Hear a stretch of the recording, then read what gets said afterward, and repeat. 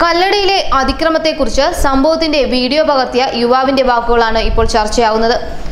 ബസ്സിനുള്ളിൽ നടന്ന ആക്രമണത്തിന്റെ വീഡിയോയാണ് പകർത്തിയത്. പുറത്തു നടക്കുന്ന സംഭവങ്ങൾ വിൻഡോയിലൂടെ കാണാമായിരുന്നെങ്കിലും വീഡിയോ എടുക്കാൻ ഭയമായിരുന്നു. കാരണം ഞാനിരിക്കുന്നതിന്റെ തൊട്ടടുത്ത് കല്ലട ബസ് ജീവനക്കാർ നിൽപ്പുണ്ടായിരുന്നു. സുരേഷ് കല്ലട ബസ് ജീവനക്കാരുടെ ഗുണ്ടാവിളയാട്ടം പുറം ലോകത്തെ അറിയിച്ചത് ജേക്കബ് ഫിലിപ്പ് എന്ന ഈ യുവാവാണ്. 3 യാത്രക്കാരെ ബസ് ജീവനക്കാർ ബസ്സിനുള്ളിലിട്ട് ക്രൂരമായി മർദ്ദിക്കുന്നത് മൊബൈൽ ഫോണിൽ ചിത്രീകരിച്ച് ഫേസ്ബുക്കിൽ പോസ്റ്റ് ചെയ്തത് ജേക്കബ് ഫിലിപ്പായിരുന്നു. വഴിയിൽ ബസ് നിർത്തി ജീവനക്കാരുടെ ഗുണ്ടകൾ ബസ്സിനുള്ളിലേക്ക് കയറി വന്ന് യാത്രക്കാരെ മർദ്ദിക്കുകയായിരുന്നുവെന്ന് ജേക്കബ് ഫിലിപ്പ് പറഞ്ഞു. ഞാനായിരുന്നു ആ വീഡിയോ എടുത്തത്. ഞങ്ങൾ രാത്രി ഉറങ്ങിക്കൊണ്ടിരിക്കുന്ന സമയത്താണ് സംഭവം നടക്കുന്നത്.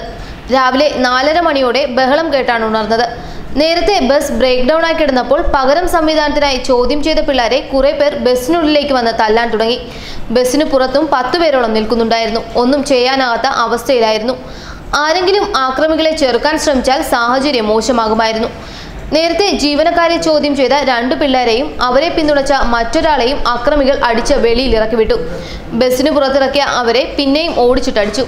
ചിലർ ആക്രമികളെ തടയാൻ ശ്രമിക്കുന്നതും എന്നിട്ടും കൂട്ടം കൂടി അവർ യാത്രക്കാരെ ക്രൂരമായി മർദ്ദിക്കുന്നതും ബസ്സിനകത്തിരുന്ന് കാണാമായിരുന്നു.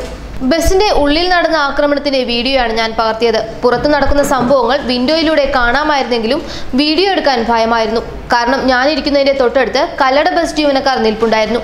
അവർ എന്നെ ആക്രമിക്കുകയോ എന്റെ ഫോൺ വാങ്ങി നശിപ്പിച്ചു കളയുകയോ ചെയ്തേനെ.